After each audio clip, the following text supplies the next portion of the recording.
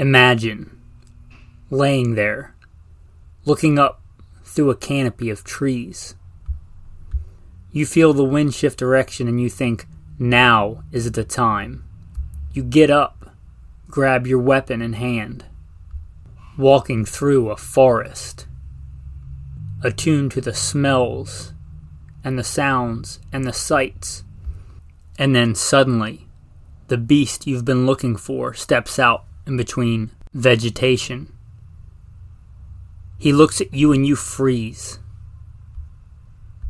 not even moving your eyeballs. That beast knows something's not right, but not exactly what. It slowly averts its gaze, and you feel the weapon between your hands. Now is your chance. Minutes later, you stand over that beast with a blade, harvesting beautiful pieces of red flesh, while men have gathered around you to prepare a fire. If that appeals to you, if that calls to your primal character as a man, I think you'll enjoy this episode. Welcome to the Alpha Male Podcast. The podcast where we talk about what it means to be a man the right way, with God at the center, and Judeo-Christian values. Today, hopefully you'll listen to this even if you're not into hunting. If you like history, if you like anything about manliness, since ancient times we have been slaying beasts and eating them. Megafauna, fowl, we've been killing them and eating them. I think that's part of our culture and heritage, and by we, I mean human males. I don't care if you're Asian or African or Italian or Viking heritage, they all slayed beasts and ate them. So you might like today's episode. Going to talk a lot about history today. I love history. I consider myself a student of history. I am not an anthropologist. I am not an archaeologist. Although I do really like Indiana Jones. But in all seriousness, sometimes I will study this kind of stuff on my own, especially the Pleistocene, the megafauna, and the Ice Age, stuff like that. I really like that, and I have taken college history courses for what that's worth, just for fun on the side. But I like to learn about this kind of stuff, and I was thinking about this in the context of modern hunting. Anyway, that's kind of what today is going to be about, ancient and modern tribal hunting, drive hunts. So if you think that's going to interest you, hope you'll stay tuned. I'll plug in the bio. I've made it shorter than it used to be, and it might be helpful to listen to that to get where I'm coming from here. Anyway, with that, I'll put in the bio, and then we'll get into the main topic. So, who am I? Who is this person talking to you from across the internet? Why should you listen? First and foremost, I am a Christian, a servant of God, and a follower of Jesus Christ. God has blessed me to do many things in my life, for I could do nothing apart from Him. U.S. Marine Corps combat veteran, did a couple of tours in Iraq. As an assaultman after my combat tours, I was an urban warfare instructor for the Marine Corps under Mojave Viper. Also served in the U.S. Army, both full-time and part-time National Guard. Also did several years in law enforcement, LAPD. I worked regular assignments and more specialized assignments. Been a private contractor for a 3-letter government agency. That's all I'll say about that. Been blessed to be a state rifle and pistol champion and West Coast regional rifle champion. Won more shooting competitions with the talent that God's given me than I can actually remember. Was blessed to be the commander of a tactical team in a large metropolitan area. Our primary job, the reason we primarily existed, was to stop active shooters. I got the opportunity to head up and be the commander of that team. I grew up around guns, hunting and shooting and competing at a very early age. Been blessed to hunt all over this beautiful country, from whitetail on the East Coast to mule deer on the West Coast, and bear and elk and all manner of things. I've even been a professional big game hunter and guide. But again, most importantly, I'm a Christian. And I am your host, Michael Melito. Welcome to the podcast. Hunting as a heritage. I think it's, again, part of your heritage, whomever you are. Try and find me an ancient version of your culture, whatever that is, whether you're Japanese or early American or Viking, Italian, German. It's part of our heritage. Going back to the Old Testament, what I consider truth above anything else. I think that science is true so long as it lines up with the Bible, not vice versa. God is the author of truth. It's vanity to think that modern human scientists can fully understand history, but I know who does fully understand it, and that's God. There's accounts of hunting in the Old Testament. In fact, one of the passages I'll quote at the end for the tactical verse of the day. Going back to early human culture, some of the earliest art that we have, because written language came much after this.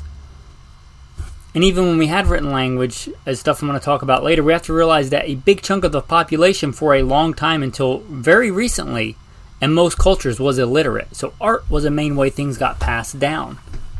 Some of the earliest art we have is of animals that were being hunted. And of hunting, right? Of hunting. That tells you its importance in civilization and culture, and how important it was. You look at cave paintings in ancient Europe. Hunting. We speed it up to the modern day, but we find cultures that are kind of still living that traditional hunter-gatherer lifestyle. Very primitive. There are certain tribes in Africa that still live this way, hunting for food. Now, in all the art that I saw, the things that I looked up, and what I know about how cultures and civilizations hunted, I would submit to you to prove me wrong on this if you think this premise is incorrect, but the vast majority hunted in groups, tribally, right? We're tribal by nature. Even in modern society, we kind of segregate ourselves into little tribes. I'd submit that we also naturally hunt in tribes, in groups. And that's one of the things I submit that makes us great hunters, our ability to communicate and know each other and work as a team, as a tribe. Just like in Iraq, when I was a part of and then later on a leader of tactical teams in the sandbox, in Iraq, in battle. It was our ability to work together. Fire teams, squads, sections, and larger, but those base elements to work together as men to achieve a common goal. And we see that over and over again in hunting, and I would submit to you that the natural state usually for men hunting is in a tribal setting, in a small group setting, or even up to a village setting.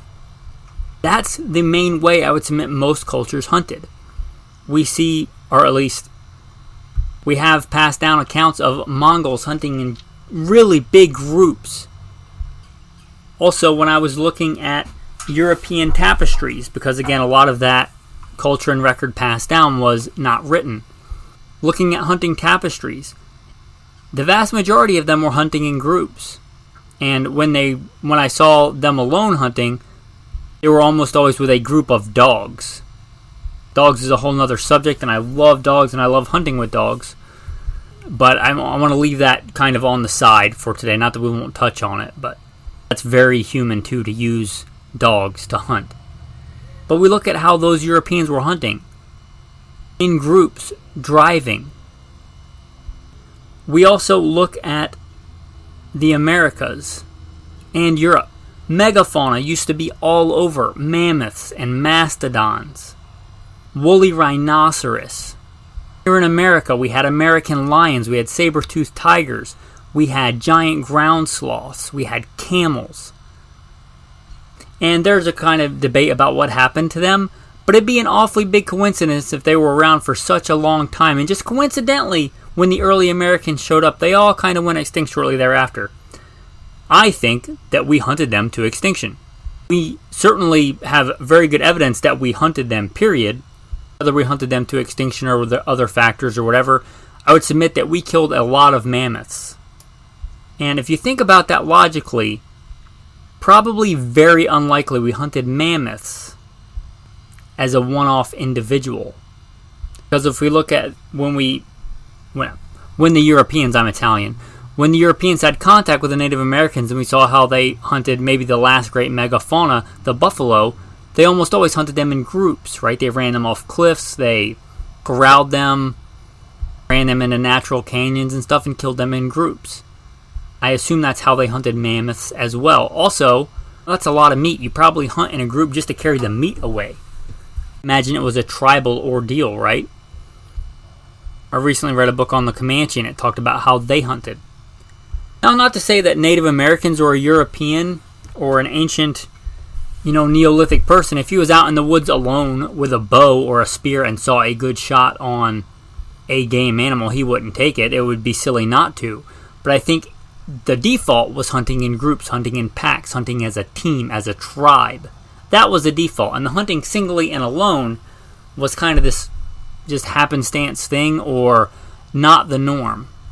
Targets of opportunity, we call that in the military, right? You're out by yourself doing something and you come across a game animal and you think you can take it, and you take it. But I would submit, when you went out to hunt for food, it was more likely that you would hunt in a group.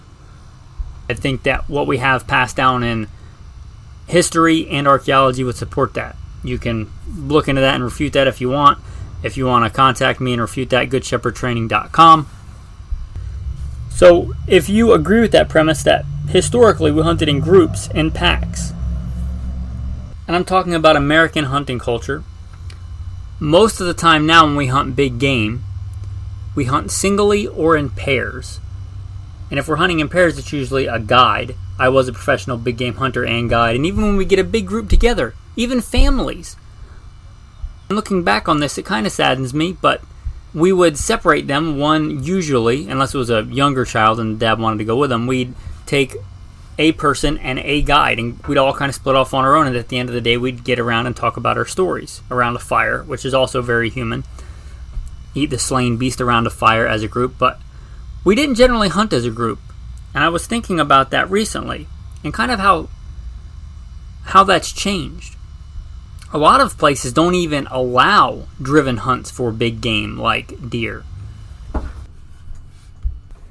And kind of the reverse has happened here in America. Kind of the default when you think of a deer hunter is a man sitting alone in a tree.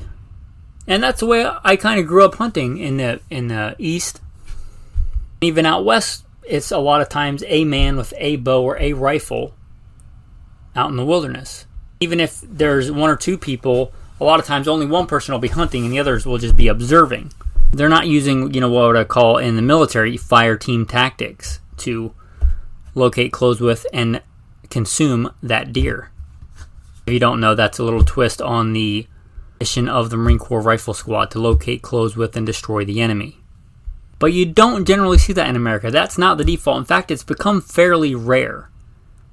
Now, I hunted in what we would call this today as in a drive hunt. I did that as a boy, drive hunts.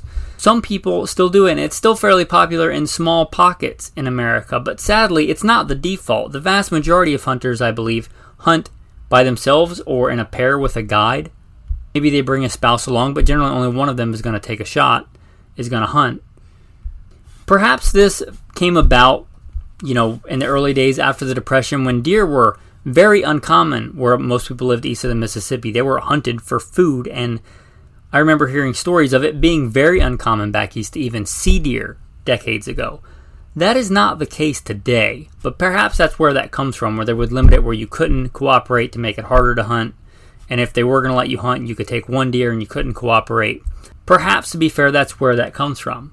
But that's not the case today. There are plenty of deer. Some states now don't even have limits, and they're trying to give more and more different seasons, straight wall cartridge seasons, and they're allowing crossbows and all these things to kill more deer because there's more than enough. There's a superfluity of deer. There is more than is necessary for that environment, and in some cases, so many that it might be bad for the environment.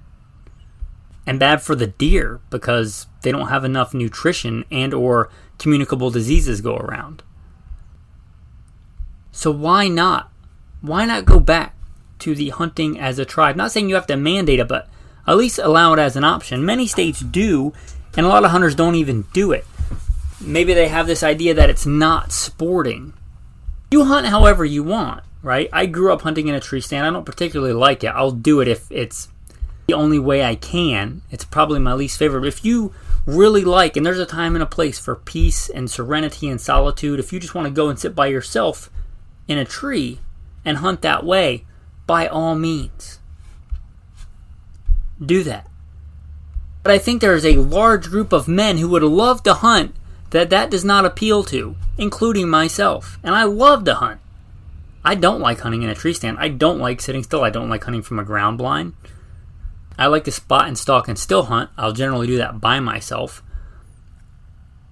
One thing you might not know about me, or people are surprised to hear sometimes because I've been the leader of big groups of people in the past, is that I'm kind of a loner and a hermit by nature. One time I remember in the Army they did a survey thing where they ask you one of those questions, if you could do anything you wanted, what would be your go-to job? And I think I wrote hermit.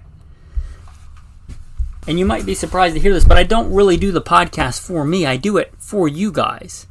I've lived a life and God's blessed me to have all these experiences. And I think it's, to me, to share first and foremost the gospel, the light, the truth in this world. And I can't do that if I'm never talking to anybody. But also to share the knowledge and wisdom that God's allowed me to have. I've been blessed to be the commander of a tactical team to stop active shooters, and LAPD and fugitive recovery, and Marine Corps combat veteran, and Army and state rifle and pistol champion. And if I can pass some of that knowledge down to make you better, stronger men by using the talents God's given me, I should do that, whether I want to or not. That being said, I really like going out by myself in the vast wilderness of out west, Sawtooth Mountains of Idaho, or the vast rainforests of the Pacific Northwest, or the dry Sonoran Desert. Those wide open spaces, and stalking up, and harvesting animals. I really enjoy that. But I also enjoy drive hunts, and I think there's a lot of men where it calls deep to their humanity to get into a group of men, and they like that, and they should, and I do as well. Where there's this thing in hunting where I think a lot of the hunting generation, the median age is older and older, and not a lot of new hunters coming in, and maybe part of that is because they just don't want to sit in a tree freezing. Maybe they want to get together with a group of guys. I think that's one thing that's kind of lacking in our culture and our society. This is the Alpha Male Podcast. A group of strong, manly men getting outside together and doing something manly and physical. Killing beasts and putting them on the table to feed their family. That's pretty manly. If you can get a group of men together in a drive hunt, that's what I'm going to call it. There's drive hunts, push hunts, cooperation hunts, whatever you want to call it. Getting a group of men together to go out and slay deer, elk, whatever the case is, and put meat on the table. Even if they, again, some states allow this, some states don't. Even if they said, okay, they're going to issue so many elk tags. Make so many of them a drive hunt where one person can put in for that. And, 5 or 10 guys can share in the bounty of that instead of it all going to one person. Part of being that tribe, that community. Going out together as a group of men and doing something manly. One of the things I remember after a hunt that I really enjoyed, if we did like a hunt, a group of men going out, cutting the back straps out of that animal, which if you don't know is one of the really delectable parts of most animals, and throwing that straight on the fire, straight on a grill, and just eating it together. I still remember that. Getting a group of men together and working as a team, as a tribe, to maneuver and push these animals around and get an opportunity to take them. And then you share that meat, and then you sit down by a fire and eat it together. I think there's a lot of benefit to that. More than just the meat. Just part of being a man, I think. And I was hoping there would be an easy roster I could find on states that allowed drive hunting and states that didn't. It's basically going to be a state-by-state thing, and you have to look into the laws and regulations for yourself. But I would submit, if you can, and you've never tried it, and you're already a hunter, I hope that you would try it if it's legal where you are. And if hunting has never appealed to you, a lot of hunters would love to take somebody hunting that have never been hunting. If you find a drive hunt in your area, ask if you can just go. You don't even need a gun. You can still go out and help and be a pusher and be a driver and everything without a gun. You don't even need it. And that's one of the beautiful parts about this. You could get a taste and a feel for hunting. Again, you have to make sure it's legal. Some places they might consider that hunting and you might need to get a hunting license and a bunch of other stuff. Some places maybe not. But it would be a great way to get into this kind of tribal hunting, even if you don't feel like killing something. Another thing, getting kids into hunting. I remember going hunting. Thankfully, we hunted a bunch of different ways as kids and with our elders. Not just stand hunting, but the vast majority was stand hunting. And I thought growing up, maybe I don't really like hunting because I just don't like sitting still in a freezing cold stand with my feet cold and my hands cold. But I did love killing deer and bear and a bunch of other stuff, so I would do it for that. But I think a lot more kids would be a lot more apt to get into hunting. Didn't involve just sitting there. Youth hunts are a great idea, but just sitting there, being quiet, that kind of is counter to the nature of most kids. Now, I'm not raising kids. I don't pretend to be an expert in that. But one thing I do know about kids, they're not super great about sitting down and being quiet. They are really good. They excel at walking around and making noise. So why not use that? Why not use their natural state as kids? Let them walk through the woods and have fun and swing a stick. That's part of driving, right? You have drivers and you have standers. You have basically, there's a lot of different ways to do this, right? But to oversimplify it, you'll take a patch of ground and you'll take people that you'd call drivers or pushers and standers. And you might switch off. You might do this 3 or 4 times throughout a day on different pieces of property. But you have guys that are standing where you expect the animals to come out. And part of this is strategy, right? Just like you would plan an operation as a squad leader in Iraq.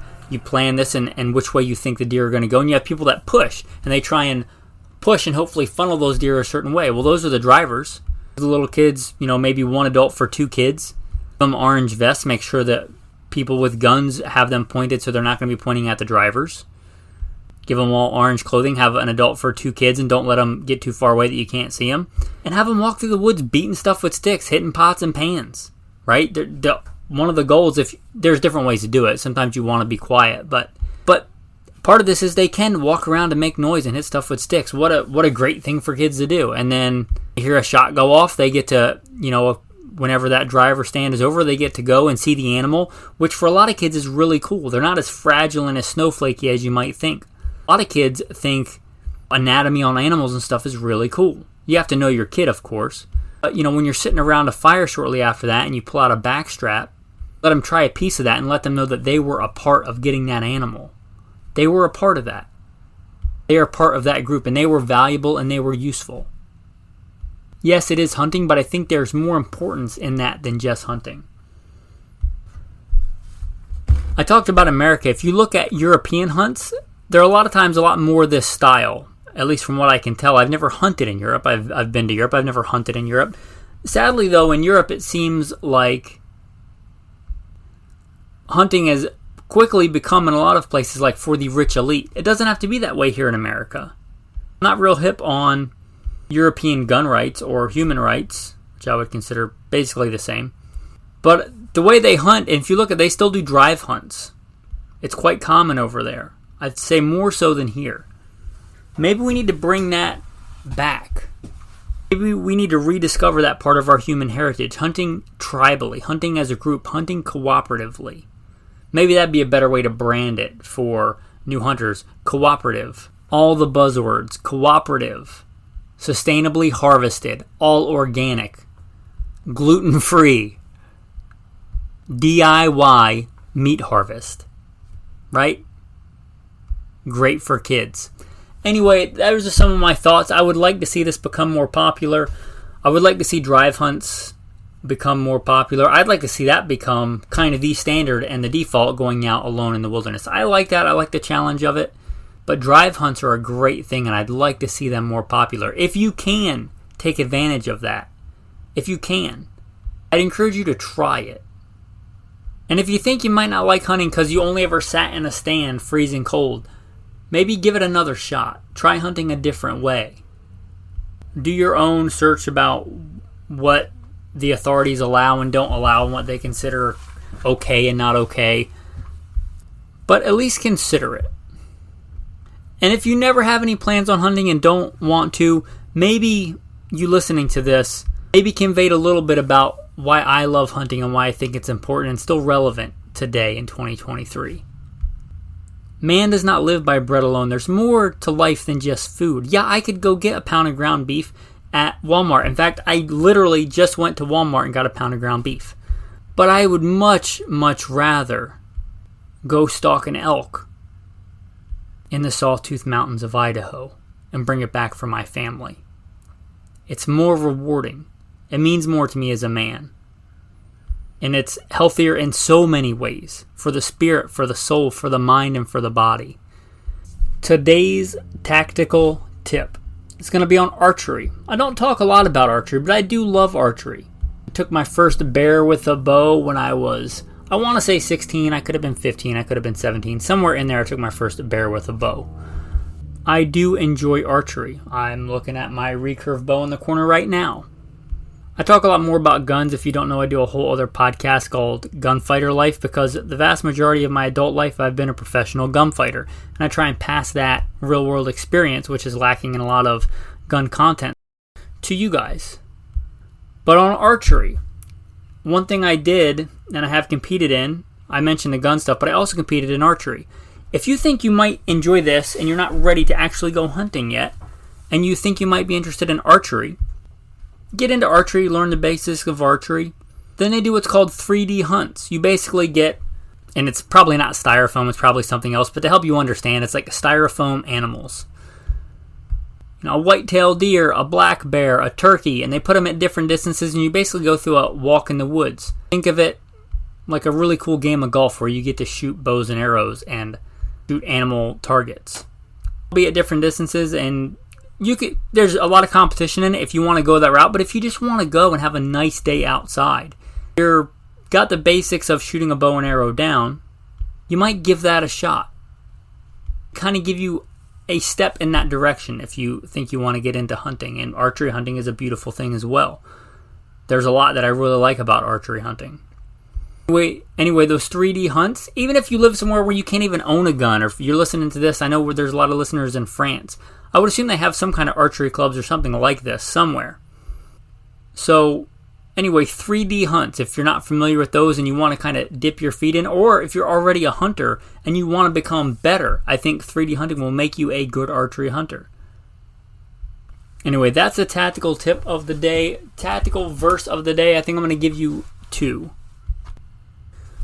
You'll find this in one of the 5 books of Moses, the book of Leviticus. Whatever man of the children of Israel, or of the strangers who dwell among you, who hunts and catches any animal or bird that may be eaten, he shall pour out its blood and cover it with dust. Also, Proverbs 12. The lazy man does not roast what he took in hunting, but diligence is a man's precious possession. With that, men, thanks for listening, and have a blessed day.